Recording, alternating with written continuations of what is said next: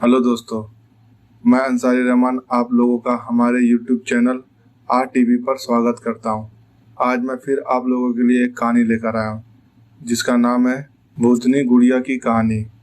ये कहानी बहुत ही डरावनी है दोस्तों, लेकिन इस कहानी को शुरू करने से पहले अगर आप हमारे चैनल पर नए हैं तो प्लीज़ हमारे चैनल को सब्सक्राइब करें और बेल आइकन को दबाएं ताकि आने वाली अगली वीडियो का नोटिफिकेशन आपके स्क्रीन पे जल्द से जल्द पहुंच जाए। तो चलो कहानी को शुरू करते हैं। ये कहानी रमेश नाम के एक आदमी की है जिसके साथ ये घटना घटी थी। उसने हमें बताया कुछ साल पहले की बात है। रामलीला का समय था। पूरे गांव में चहल पहल सा माहौल छाया हुआ था और अपने अपने घरों को सजाने की तैयारी कर रहे थे क्योंकि उस दिन राम जी का जन्म हुआ था। रावण को जलाने के लिए हर साल गांव में मेला लगता था और मेला होता भी क्यों नहीं, क्योंकि राम जी ने रावण का वध किया था। इसलिए रामलीला का त्योहार हर साल धूमधाम से मनाया जाता था।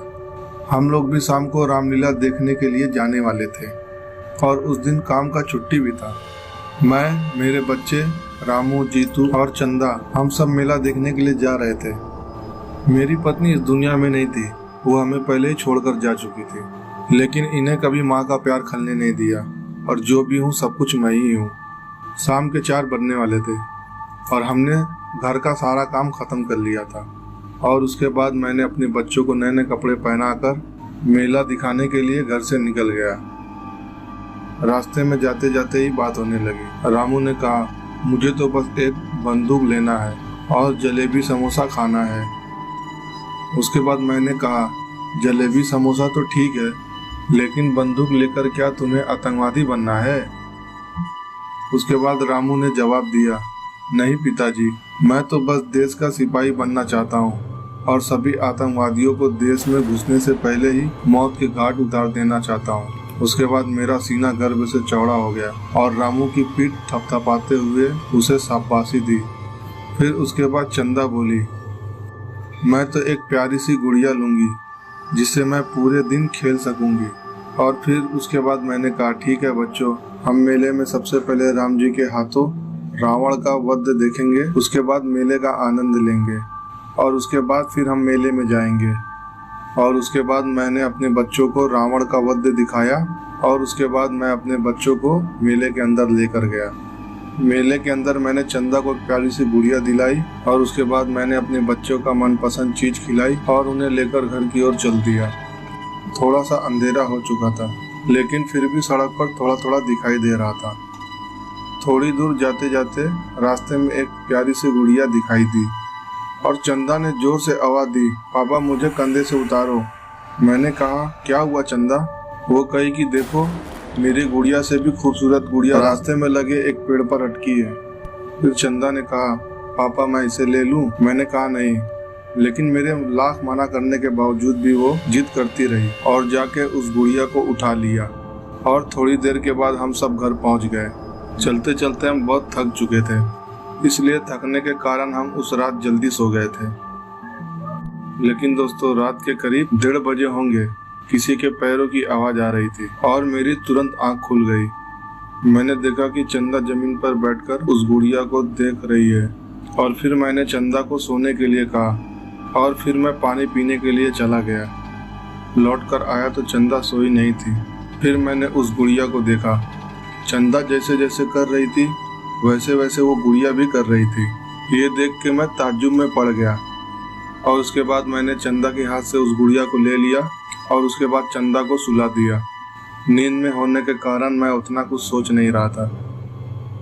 और फिर उसकी अगली रात मैंने किसी की जोरों की हंसने की आवाज़ सुनी। हंसते हंसते वो तुरंत चुप हो गया और फिर अचानक से रोने की आवाज़ सुनाई दी। मुझे लगा शायद मैं कोई सपना देख रहा हूँ, लेकिन थोड़ी देर बाद फिर बिस्तर के नीचे मुझे लगा कि कोई है। मैं तुरंत उठकर बैठ गया। मैंने देखा कि वो गुड़िया मेरे पैरों तक पहुंच गई थी और उसके बाद मैंने उसे उठाकर कबाड़ के ऊपर रख दिया। सुबह हुई तो मैंने देखा रामू, जीतू और चंदा सब मजे से खेल रहे थे और उसके बाद मैं फिर ऑफिस चला गया और उसके बाद काम खत्म करके मैं शाम को ऑफिस से घर लौटा। और उसके बाद मैं अपने बच्चों के साथ खाया पिया, फिर हम सब सो गए। रात को मेरी नींद खुली तो मैंने फिर से देखा कि उस गुड़िया का हाथ पैर हिल रहा था। आज तो मामला उल्टा ही था। रोज की तरह गुड़िया नहीं बल्कि चंदा उसकी तरह कर रही थी। देखते ही देखते उस गुड़िया के आंखों से खून बहने लगा। ये देखने के बाद तुरंत मैं उठ के खड़ा हो गया और चंदा को जगाने लगा। उसके बाद चंदा की आंख खुली तो मैंने देखा कि चंदा की आंखों की पुतली ही नहीं थी। ये देखकर मैं एकदम डर गया, बिस्तर से उतर के नीचे खड़ा हो गया। मुझे कुछ समझ में नहीं आ रहा था कि मैं क्या करूं। और फिर थोड़ी देर के बाद गुड़िया की आंखों से खून निकलना बंद हो गया और चंदा भी शांत हो गई। किसी तरह रात बीती और फिर सुबह हुई तो मैं उस गुड़िया को घर के पीछे जमीन में गाड़ दिया। और फिर थोड़ी देर के बाद चंदा मेरे पास आई और पूछने लगी कि पिताजी, तुम मेरी गुड़िया को देखे हो? बहुत पूछने पर भी मैंने उस गुड़िया के बारे में उसे कुछ नहीं बताया। लेकिन जैसे ही रात हुई, सब सो रहे थे।